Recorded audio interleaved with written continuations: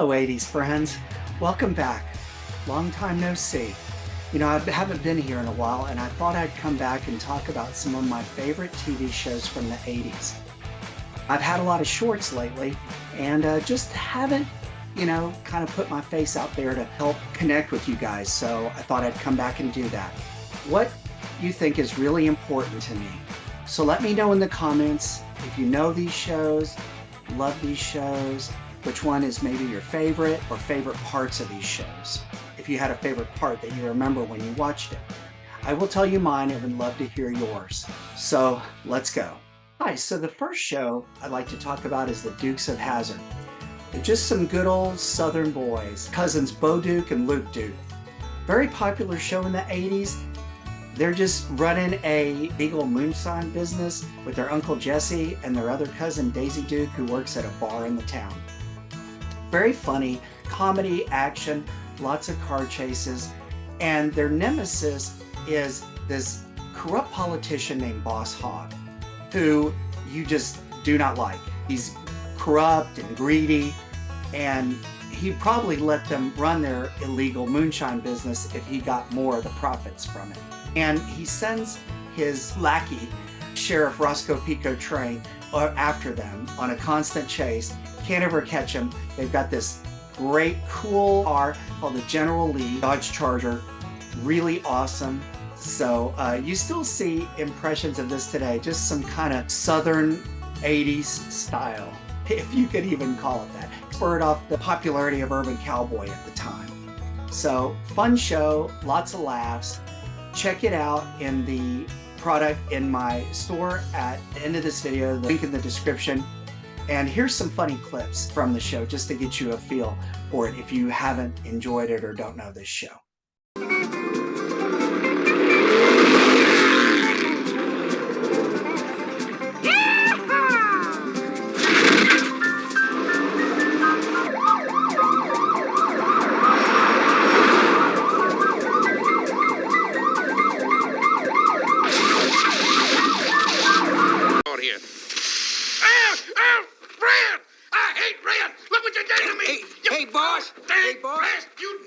Listen, boss. Go ahead. I just come in to report. Ooh. What a horrendous gunshot wound. How come you're still standing? All right. Which one of you cutthroats done shot the boss in the gizzard, huh? Roscoe, will you hush up, you dodo? What? That's just pink. What? See?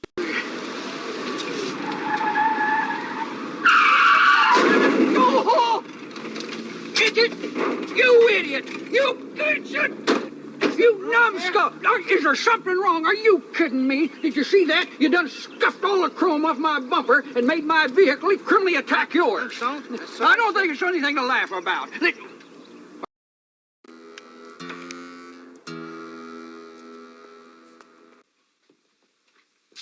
The store says Dixie Auto Supply Incorporated, so the corporation papers ought to be on file down at City Hall. Well, dang, why didn't I think of that? Let's get it.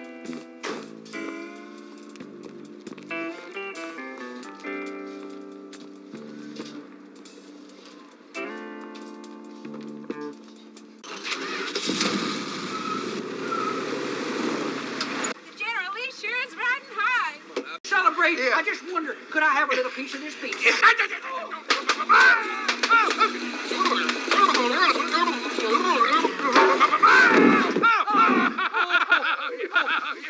Hi, the next TV show that I really loved was a show called Friday Night Videos. Yes, I know the shades are outrageous, but they are so 80s cool. I'll just remove these so I don't look completely crazy. Friday Night Videos was a kind of cool show to watch on Friday nights as an alternative to MTV.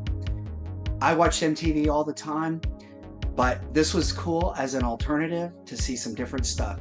They had interviews with musicians, new releases of music videos, and featured guests. It was a really cool show to look forward on Friday nights too. Here's part of the opening. Not available to own, I don't believe, but there are some portions on YouTube.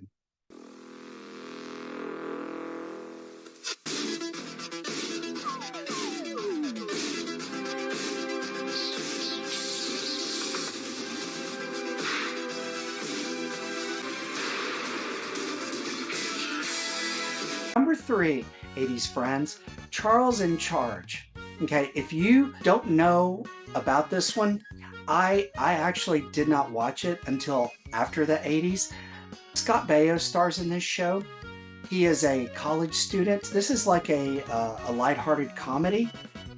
And I know Scott Baio, right? Joni Loves Chachi, cheesy. No way, right? I thought that too before watching it, but it actually is really good. He plays a sitter, like a nanny type for college. He lives at this family's home to save money. They board him up and they pay him a small salary, which he uses for college. And he babysits like 2 sisters, one of which is Nicole Eggert. You may know her from Baywatch also. She did this prior to Baywatch. And then there's another sister and a younger brother. And his friend Buddy. He's a great comic relief. So, like I said, it's just not like Joni Loves Chachi. It's just not like that. I wouldn't watch that show either. But this one is really awesome. Funny, lovable, great one-liners, and nice family fun, really. Clean humor, like it. Here's some funny scenes from it. It's also available in some seasons for purchase. Do you love me? I've always loved you. I probably always will.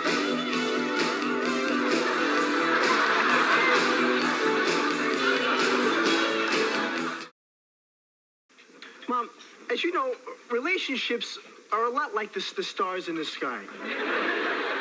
See, from down here, they seem to be all packed together, but when in reality, they're millions of miles apart. And it's that together, separate relationship that makes the world work. That's very profound, Charles. Listen. What does it mean? It means that Jamie and Cliff should break up. No, buddy, I not break know up. we have a date tonight, but, well, I've been doing a lot of thinking. Oh, don't strain yourself. You know, the usual dinner, a movie, and a dozen roses will be fine. Well, Meet Copy actually, Invading well- Venus. There's nothing wrong with the way you put that is beside the point. A planet. A whole planet gone. 80s friends. This one is the $6 Million Man. And I know this is 70s. I may hear that from some of you guys that really know the 80s like I do. You may be like, well, that's 70s. No, that doesn't count as 80s. This gets an honorary mention because I grew up in that time period. I loved the $6 Million Man growing up. I just thought it was the coolest thing ever. I'm gonna stand up here and show you my shirt because I'm just too hyped about this show. I've loved it for so long. Here it is. And so there you go. And I'll explain all that in a minute. He is basically an astronaut, Colonel Steve Austin. Lee Majors, big 70s star. He is an astronaut for NASA, and he goes into this experimental type of aircraft and gets in a crash, and they decide to rebuild him because he's too valuable. And in the 70s, this was just completely unbelievable technology. But they build him back from bionics. Both of his legs are useless. They build those back from bionics, kind of like cyborg, Terminator type stuff. And his legs are artificial bionic parts. He loses his right arm, becomes bionic, and one of his eyes. And it's a bionic eye.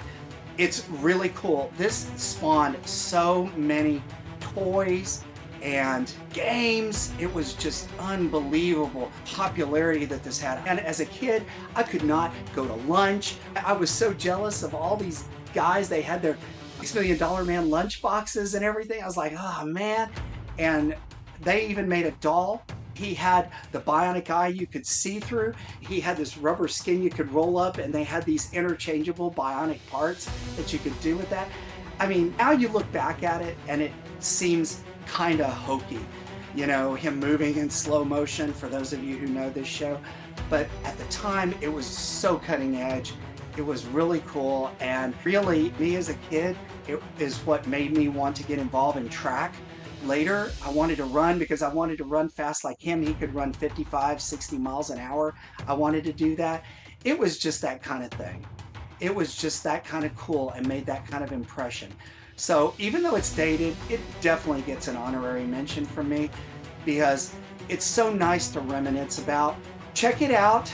See it. If you've seen it, it'll bring back a lot of memories for you. If you haven't seen it, it's kind of slow for the new generation, but I still think it is totally worth checking out. Remembering, reminiscing. I went back to it. I bought the series and I was like, oh, this is just life all over again.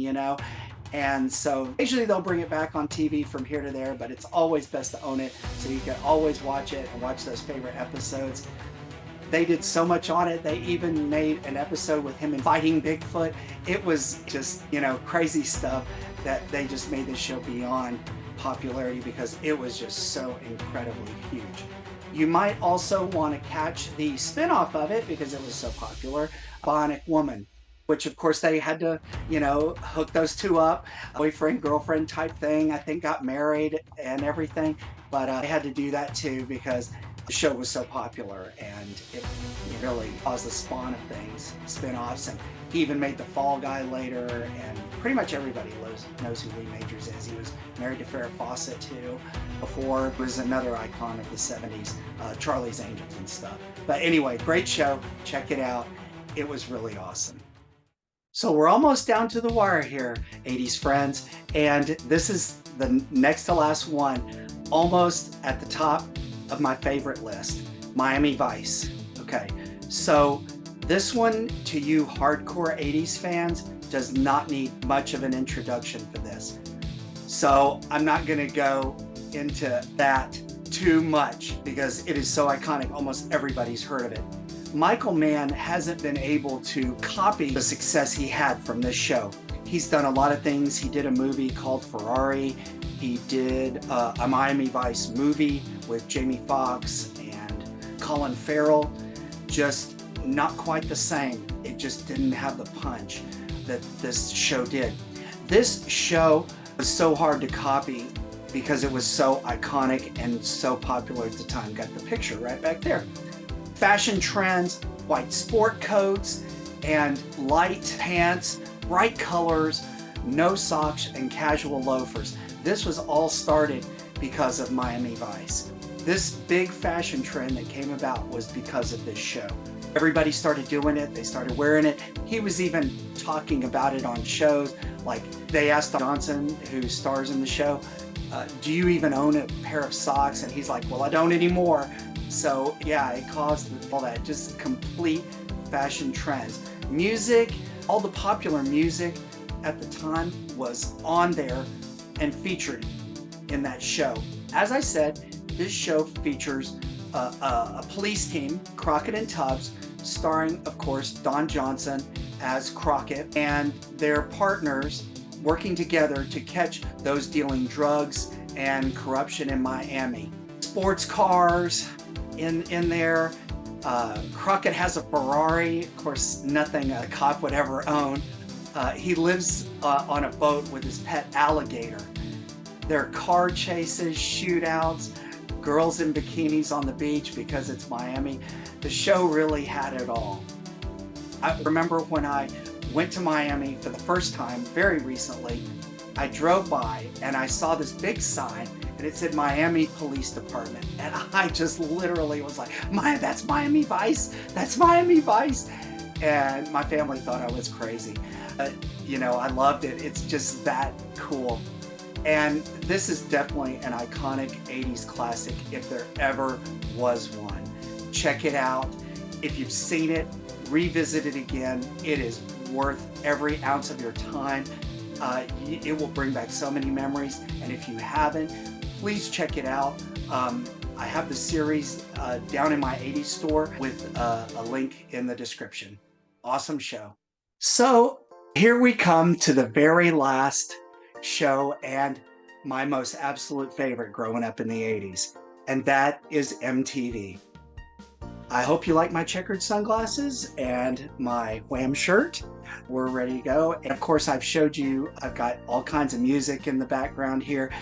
I grew up on MTV, and that's why you'll know that I put Friday night videos in there. I liked alternatives to MTV.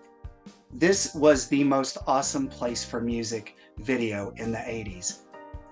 Music videos were a new thing then, and MTV started a trend that is so iconic that they still sell the shirts today. Although most people, or at least a lot of them anyway, have no idea what MTV actually was or where it came from. You know, you could sit there for hours waiting for your favorite music videos and never see it. That's how discouraging it could be, but that's how it was. Now, you know, these videos can be pulled up on YouTube, viewed on demand. It took a lot of patience to sit through that. You know, with these videos available now, and I watch them all the time, don't get me wrong, but it takes a lot of the mystique out of MTV. And now, you know, MTV is not like this anymore. But these videos are definitely worth watching again to catch a glimpse of the way music videos really influenced a generation, and especially my generation. First video to kick it off for you MTV 80s enthusiasts was Video Killed the Radio Star by the Buggles. It was really, really interesting. That title, they did it on purpose, and that started the kickoff of the video generation. People even moved away, some from the radio, so that they could watch their favorite videos on MTV and see what their artists look like actually performing their songs. And some of these videos were even stories. People watch them all the time on YouTube. They get millions of views. It's just incredible how this is carried on in a generation and for generations. So remembering it, it's great. I'll show you a few montage clips here from MTV, and I hope you enjoy it. Hope you've enjoyed my segment here of my favorite shows from the 80s. Please let me know in the comments which one of these were your favorites, if any. Some of your favorite moments from them.